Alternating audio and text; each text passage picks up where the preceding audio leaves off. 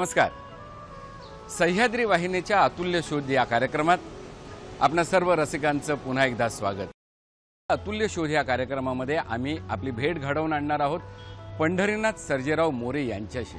अहमदनगर जिल्ह्यातील कोपरगाव तालुक्यातील सांगवी भुसार हे गाव गोदावरी नदीच्या निसर्गरम्य किनाऱ्यावर वसलेलं असं हे निसर्गरम्य गाव आहे. आपण आता आहोत पंढरीनाथ सर्जेराव मोरे यांच्या फार्म हाऊसवर. गेली 30 वर्षे जलव्यवस्थापन या विषयावर संशोधन करून त्यांनी अनेक राष्ट्रीय आणि महाराष्ट्र शासनातर्फे मिळालेली पारितोषिके मिळवलेली आहेत. आज आपण त्यांच्या शेतीविषयक या संशोधनाची माहिती प्रत्यक्ष त्यांना भेटूनच करून घेणार आहोत. आपण हा जो वॉटर कंडिशनर शोधून काढलेला आहे त्याच्यामागची इनोव्हेटिव्ह आयडियाज नक्की काय आहे? मी इथे 1975 पासून शेती करायला आलो नाशिक जिल्ह्यातून. त्यानंतर इथे दिवसेंदिवस पाण्याची कमतरता भासल्यामुळे विहिरीची खोली वाढवावी लागली. विहिरीची खोली वाढवावी लागल्यामुळे विहिरीच्या पाण्यामध्ये जमिनीतल्या क्षारांचं प्रमाण वाढलं. त्यामुळे कृषी क्षेत्रावर जमिनी क्षारपड होण्याचं प्रमाण होऊ लागलं आणि त्याप्रमाणे पिण्याच्या पाण्याचे प्रश्न निर्माण झाल्यामुळे मला त्यातून काय करता येईल, मग माझी चिकित्सक बुद्धी त्यातून जागृत झाल्यानंतर मी त्याच्यावर जवळपास 75 पासून तर 2003 पासून वेगवेगळे प्रयोग केले आणि 2003 साली खूप अभ्यास केल्यानंतर सगळ्या अभ्यासाच्या अंती मला ज्ञानेश्वर महाराजांचं ज्यावेळेस ज्ञानेश्वरीचं मी पारायण करत होतो, मी वारकरी संप्रदायाचा आहे, ते पारायण करत असताना मला ज्ञानेश्वर महाराजांच्या 10व्या ज्ञानेश्वरीतून 10व्या अध्यायाच्या 18व्या श्लोकातून आणि 202 ओवीमध्ये ज्ञानेश्वर महाराजांनी एक ओवी टाकलेली आहे अर्जुनाच्या मुखातून. हा गा सूर्य शिळा का अग्नी म्हणो ओविळा का नित्य वाहत या गंगा याळा पारसेपणा असो. गंगे पात्राचे वाहत खळाळत वाहत येणारं पाणी हे काही पारसं आहे का, म्हणजे त्याच्यामध्ये काही कमतरता आहे का, तर नाही. मग ही कशामुळे काय होतात, तर ज्यावेळेस खिंडीतून प्रवाहित होतं पाणी त्यावेळेस त्याला कॅटॅलिक इफेक्ट होतो आणि नदीपात्रातून पाणी ज्यावेळेस घर्षण करून जात असतं त्यावेळेस मॅग्नेटिक इफेक्ट, कॅटॅलिक इफेक्ट हे सगळे होत असतात. आणि याच्यावर मी प्रयोग करून मग मला 2003च्या जानेवारीच्या संक्रांतीच्या वेळेस हे संशोधन माझ्या हातात आलं. या तुमच्या वॉटर कंडिशनरचा नेमका उपयोग काय काय होतो? हा उपयोग असा आहे की कृषी क्षेत्रामध्ये जमिनी क्षारपड झाल्यानंतर कृषी उत्पादनं मोठ्या प्रमाणावर घसरतात. कितीही रासायनिक खताची मात्रा जरी शेतकऱ्यांनी टाकली तर रासायनिक खताचे दुष्परिणाम जमिनीत होऊन सगळे सकारात्मक जीवाणू, गांडूळ वगैरे हे संपूर्ण यांची कमतरता भासून कृषी उत्पादनं मोठ्या प्रमाणावर क्षारपड जमिनीमध्ये या समस्या येतात. या क्षारपड जमिनीच्या समस्येला काय उत्तर असू शकेल? मग मला हे इक्विपमेंटमध्ये ज्यावेळेस मी ते पाणी भरायला सुरुवात केली त्यावेळेस ह्या इक्विपमेंटची उपयोगिता अगदी ती सिद्ध झाली. या वॉटर कंडिशनरला आपल्याला लोकांकडून प्रत्यक्ष शेतकऱ्यांकडून कसा काय रिस्पॉन्स मिळतो? पहिलं सकाळ पेपरचे संपादक मंडळीने ह्याची दखल घेतली आणि त्यानंतर दखल घेतल्यानंतर त्यांनी 19 फेब्रुवारीच्या सकाळच्या अंकामध्ये 2003च्या त्या अंकामध्ये इक्विपमेंटला पहिला पेजवर घेतलं आणि हे त्यापर्यंत सर्व मीडियाला हळूहळू लक्षात आलं. मग सगळ्या मीडियांनी माझ्याकडे गर्दी करून हे लोकांमध्ये अतिशय पॉप्युलर झालं इक्विपमेंट आहे. या वॉटर कंडिशनरची तुम्ही जी निर्मिती केली आहे, जेव्हा तुम्हाला ही कल्पना सुचली तिथपासून तो मार्केटमध्ये येईपर्यंत हा किती कालावधी गेला? आणि त्या कालावधीमध्ये आपलं जे संशोधन होतं ते जे पहिल्यांदा सुचलं ते निर्मितीपर्यंत काही डेव्हलप केलं का? हो, ज्यावेळेस हे संशोधन माझ्या हातात आलं त्यावेळेस तो फक्त मॅग्नेटिक कंडिशनर होता आणि मॅग्नेटिक कंडिशनरचे मी प्रयोग घेतले असताना ते अतिशय लिमिटेड होते. म्हणून मग मी काय केलं, त्याला पहिलं एक महत्त्वाचं आहे की ह्याला कॅटॅलिक करण्याचा प्रश्न करा. आणि आज जगामध्ये असे जे संशोधन पाश्चात्य देशात झालेले आहेत तर मॅग्नेटिक कंडिशनर अलग आहेत आणि कॅटॅलिक अलग आहेत. तर इथे मी मात्र काय केलं, मॅग्नेटिक आणि कॅटॅलिक कंडिशनर एकत्र इफेक्ट घेतलेले आहेत आणि हे केवळ ज्ञानेश्वर महाराजांच्या संशोधनामुळे एकत्र आलेले आहेत, नाही तर तसे एकत्र नांदत नाहीत. हा अगदी अगदी महत्त्वाचा भाग आहे. कारण कॅटॅलिक आणि मॅग्नेटिक हे दोन वेगळ्या प्रणाली आहेत. ह्या कंडिशनरमध्ये पहिला कॅटॅलिक इफेक्ट होतो. कॅटॅलिक इफेक्टमुळे काय होतात, बाइंडरच्या विळख्यातून हे जे मिनरल्स आहेत ते सुटले जातात आणि त्यांना मॅग्नेटिकचं पहिलं संरक्षण मिळतं. त्यामुळे परत त्यांच्यामध्ये दुसरे बाइंडर्स त्यांना बांधित नाहीत. म्हणून ह्या इक्विपमेंटमध्ये मी जेव्हा 2003च्या जानेवारी महिन्यामध्ये संक्रांतीच्या दिवशी जे मॅग्नेटिक कंडिशनर विकसित केलं, त्यानंतर मग मला त्याच्यात अडचणी अशा आल्या की त्याचा उपयोग लिमिटेड होत होता. कृषी उत्पादन वाढीकडं झाला नाही. मग मी काय केलं, त्याला कॅटॅलिक केला. कॅटॅलिक करण्यासाठी भरपूर अभ्यास केला आणि सगळ्या अभ्यासाचा अंतिमाला जवळजवळ 1.5 वर्षामध्ये परत मग कॅटॅलिक करण्यामध्ये मला अगदी यश आलं. मग त्या कॅटॅलिक केल्यानंतर त्याचे उपयोग ज्या वेळेस इन्स्टॉल झाले ज्या लोकांकडे, ज्या शेतकऱ्यांकडं, तर त्यांना ते शेतकरी मला घरी येऊन सांगत होते की आमचे उत्पादनं दुपटीने वाढलेत, आमच्या जमिनीचा पोत सुधारला, आमचे सगळी आर्थिक परिस्थिती सुधारली, अशा शेतकऱ्यांनी स्वतः येऊन मला सांगितलं. मग त्याचा प्रचार वाढत गेला. आपलं जर बॅकग्राऊंड पाहिलं किंवा बायोडाटा पाहिला तर आपण कला शाखेचे पदवीधर आहात आणि तुम्ही संशोधन केलंय ते विज्ञान शाखेचं केलेलं आहे. तर हे कसं काय? जरी कला शाखेचा असलो तरी असं काही त्याचा अर्थ होत नाही की कला शाखेच्या विद्यार्थ्याने सायन्सचा अभ्यास करू नये. तर ते आपल्याला करता येतो आणि मी तो रात्रंदिवस करत होतो. इतका केला अभ्यास की विचारता सोय नाही. मी अतुल्य शोध या कार्यक्रमाच्या निमित्ताने वेगवेगळ्या संशोधकांना भेटलो. त्यांची संशोधन करण्याची पद्धती आणि तुमची पद्धती याच्यामध्ये खूप फरक आहे. कारण आपण हा जो आपल्या संशोधनाचा बेस आहे तो आध्यात्मिक पातळीवरून म्हणजे शोधलेला आहे किंवा त्याला जी पार्श्वभूमी आहे ती आध्यात्मिक अशी आहे आणि त्याचं युटिलायझेशन किंवा त्याचा जो आपण उपयोग करतात तो सुद्धा एक सामाजिक बांधिलकीच्या दृष्टिकोनातून करतात. खरंच हे कौतुकास्पद आहे. आपण ज्या पंपाची निर्मिती केलेली आहे त्याची ॲक्च्युअल म्हणजे त्याचं युटिलायझेशन आपण कुठे करतात, कसं करतात ते आम्हाला दाखवा बघू. आता आपण हा जो वॉटर कंडिशनर आहे, या वॉटर कंडिशनरला मी UPM जे नाव दिलेलं आहे ते आमच्या फॅमिली, कारण पुण्याच्या बऱ्याचशा तज्ज्ञांनी सांगितलं की तुमच्या इक्विपमेंटच्या संशोधनाला नाव द्या, म्हणून मी त्याला UPM नाव दिलं. कारण आमच्या दोन्ही मुलांचं मुलीचं नाव, एकाचं नाव उद्धव, दुसऱ्याचं नाव उल्हास, मुलीचं नाव उमादेवी, असं तिघांचा यू घेतला आणि माझ्या नावाचा पंढरनाथचा पी घेतला. आमच्या मंडळींच्या नाव मीराबाई, त्यांचा एम घेतला, आमचं आडनाव एम घेतलं, म्हणून त्याला UPM मी नाव दिलेले. आणि हा UPM वॉटर कंडिशनर हा सगळ्या महाराष्ट्राबाहेर पॉप्युलर झाला. आता याची उपयोगिता प्रत्यक्षप्रमाणे काय आहे, या इफेक्टचा काय उपयोग आहे, तर मी आता आमच्या जवळचा एक प्लॉट आहे, त्या प्लॉटमध्ये मी तुम्हाला 2 चित्र दाखवणार. हे चित्र बघा आणि ते चित्र बघा की वॉटर कंडिशनरचे पाणी वापरल्यानंतर त्या झाडावर काय बदल आहे आणि जे वापरत नाही ते झाडं कसे दिसतात हे तुम्हाला मी आता दाखवतो. कुठे आहे ते, किती लांब आहे? हे इथून अगदीच नजीकच आहेत. आपण तिथे जाऊ आणि तुम्हाला त्या प्लॉटमध्ये ते सर्व दाखवून देतो मी. ही माझी पेरूची बाग आहे. या बागेमध्ये आपण वॉटर कंडिशनरचा उपयोग केला आहे का? या बागेमध्ये मी वॉटर कंडिशनरचा उपयोग केलेला आहे. कुठे आहे मला दाखवा बघू. तो या बागेच्या पलीकडच्या बाजूला बांधावर एक विहीर आहे, तिथं आहे. चला आपण प्रत्यक्ष तिथेच जाऊ. मी ह्या विहिरीवर वॉटर कंडिशनर बसून या पेरूच्या बागेला हे जे वॉटर कंडिशनरचं पाणी देऊन ही पेरूची बाग त्याच्यावर जोपासलेली आहे. बरं, या वॉटर कंडिशनरमुळे आपण मगाशी म्हणत होता की पाण्याची बचत होते, ती कशी काय होते? आता बघा, ह्या वॉटर कंडिशनरमुळे पाण्याची बचत कशी होती. इथे ही 40 फूट खोलीची विहीर आहे आणि ह्या विहिरीमध्ये पाण्याचा वापर 80% कमी झाल्यामुळे आज ही विहीर अगदी पूर्ण भरलेली आहे. आजूबाजूच्या विहिरींना कुणाला पाणी नसताना आमच्याकडे मात्र पाण्याची बचत मोठ्या प्रमाणात झाल्यामुळे विहिरीचा पाण्याचा उपसाच होत नाही. आपण मगाशी म्हटलं होतं की या वॉटर कंडिशनरच्या कारणामुळे उत्पादनात देखील वाढ होते. तर या पेरूच्या बागेच्या उत्पादनात किती प्रमाणात आणि कशी काय वाढ झालेली आहे? आता बघा, ह्या पेरूच्या बागेमध्ये उत्पादनामध्ये जवळपास दुपटीने वाढ होते.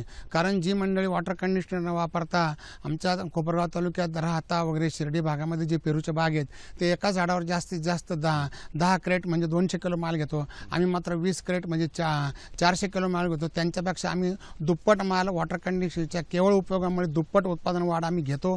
हे सगळ्या प्रत्यक्ष प्रमाणाने पेरूच्या व्यापाऱ्यांनी कबूल केलेलं आहे. आणि बघा, ही पानांची साईज बघा. हे मोनोसिलिसिक ॲसिडमुळे पान किती मोठं झालेलं आहे. ते पानाच्या मध्ये ग्रीन म्हणजे सगळं प्रकाश संश्लेषण क्रिया वाढत असल्यामुळे उत्पादन वाढ होते. वॉटर कंडिशनरमुळे जमिनीची सुपीकता कशी काय वाढते? वॉटर कंडिशनरमुळे जमिनीच्या कणांच्या मध्ये कसा बदल होतो, कारण ही क्षारपट झालेली जमीन आहे आणि हे 2003 पासून हे वॉटर कंडिशनचे इथं पाणी सिंचन केल्यापासून बघा जमिनीचा पोत कसा असा रवाळ झालेला आहे अगदी असा रवाळ जमिनीचा पोत झाल्यामुळे ह्या जमिनीमध्ये ओलावा आणि हवा ही बरोबर समप्रमाणात राहते, त्यामुळे जीवाणूंची आणि आपल्या गांडुळांची वाढ मोठ्या प्रमाणावर होते, म्हणून असा जमिनीची असा पोत रवाळ होतो आणि जमीन क्षारपट झाल्यापासून वॉटर कंडिशनमुळेच फक्त ती सुधारलेली आहे, बाकी कुठलेही खर्चिक इलाज इथं केलेले नाहीत. म्हणजे नैसर्गिकरित्या हे गांडूळ खाली जातात आणि ते ही जमिनीचा कस बदलतात आणि शिवाय कणांची रचना सिलिकॉन आणि अल्युमिनियमचे मातीच्या कणांना धरून त्याची रवाळ जडणघडण होते. बरं, हा रंग सुद्धा मातीचा आहे तो बदललेला दिसतोय. हो, रंगही बदललेला आहे. रंग असा कारण जिथे जमीन क्षारपट झालेली आहे ती जमिनीचा कलर वेगळा आणि ही जमीन बघा कशी, असा फरक आहे याच्यात. साहजिकच उत्पादनात देखील वाढ होते. ही पण पेरूचीच बाग आहे, पण या बागेतील झाडांना एक सुद्धा पेरू लागलेला दिसत नाही आणि याची पानं देखील काही वेगळीच दिसत आहेत. तसंच खाली सुद्धा रान वाढलेलं दिसतंय.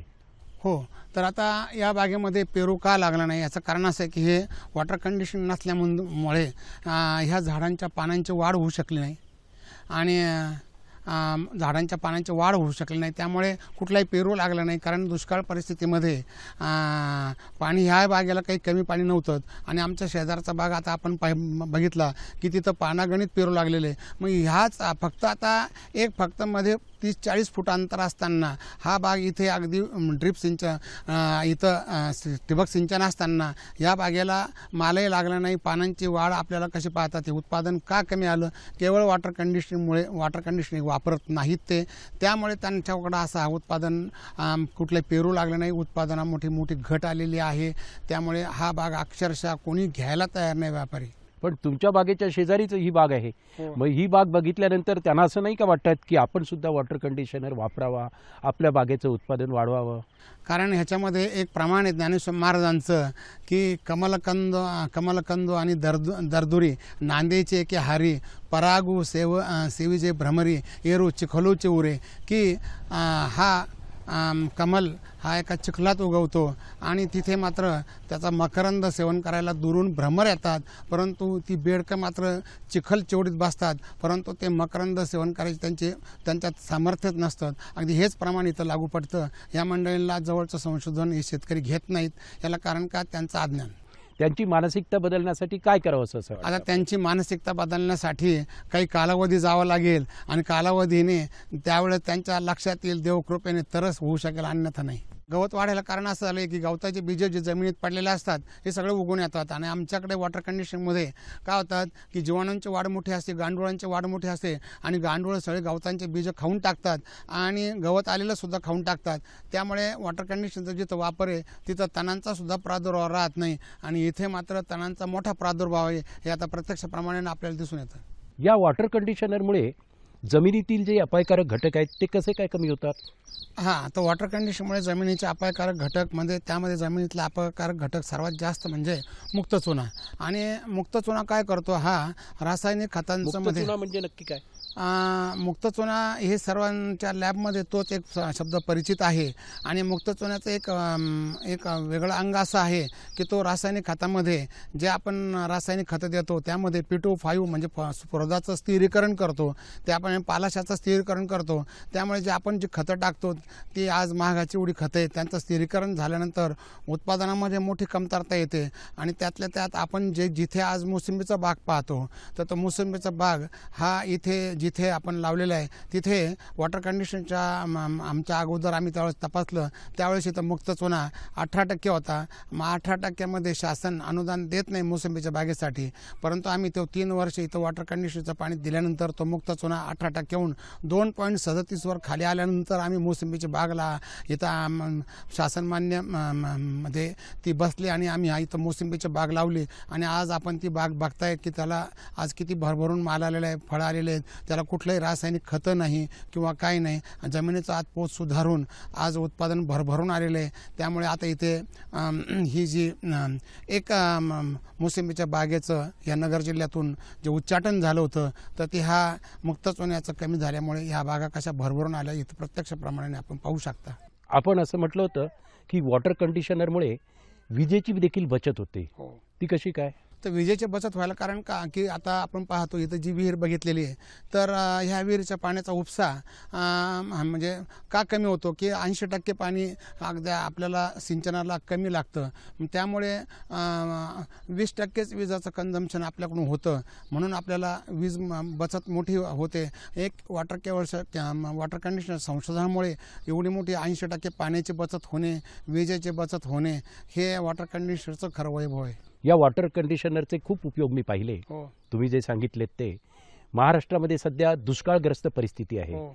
तर या वॉटर कंडिशनरचा उपयोग दुष्काळ निवारणासाठी करता येईल का? हो, दुष्काळ निवारणासाठी असं करता येणार आहे की जरी समजा आता आमच्या तो कोपरगाव तालुक्यामध्ये 550 मिलीमीटर पाऊस होतो, तिथं आजपर्यंत फक्त 70-75 मिलीमीटर पाऊस झालेला आहे. मग एवढा कमी पाऊस होऊन आमच्या जमिनी ओल्या कशा झाल्या की त्यामध्ये काय होतं, वॉटर कंडिशनमध्ये जमिनीच्या सगळ्या जडणघडण बदलून आपले जे गांडूळ आहे, जीवाणू आहेत, बुरशी आहेत यांचं प्रमाण वाढून जमीन सगळी सच्छिद्र होते. जमिनीमधल्या ओलावा असा वॉटर कंडिशनच्या याच्यामुळे जमिनीमधलं ते वेटर वॉटर इफेक्टमुळे जमिनीत ओलावा जास्त धारण करते जमीन, आणि बेटर लिचिंग इफेक्टमुळे जमीन पोरस होऊन जाते आणि कणांची रचना बदलल्यानंतर इव्हॅपोरेशन लॉसेस सगळे स्टॉप होऊन जातात आणि मोनोसिलिसिक ॲसिडमुळे पाण्यातून होणारं बाष्पोर्जन कमी होतं. त्यामुळे पाण्याचा नाश हा 80% कमी होतो. मग आता दुष्काळ निवारणामध्ये जी पाणी टंचाई आहे, एवढा आमच्या तालुक्यात आज आणेवारी आमच्या तालुक्याची 50%पेक्षा खाली असताना पाणी नाही, लोकांना पिण्यासाठी दूरदूरून आणावं लागतात. आमच्या विहिरी तशा काठोकाठ भरलेल्या का दिसतात? त्याचं कारण का पाण्याचा उपसाच होत नाही आमच्याकडून. जे पाणी पावसाचं पडतं त्या थोड्या पाण्यावर सुद्धा कशी बाग फुलीत झालेली आहे हे आपण प्रत्यक्षप्रमाणे पाहतो. दुष्काळ निवारणाला वॉटर कंडिशनिंग हे उपयुक्त साधन आहे. म्हणजे खरं आहे, तुम्ही शोधून काढलेला हा वॉटर कंडिशनर शेतकऱ्यांना खऱ्या अर्थाने वरदान ठरणार आहे.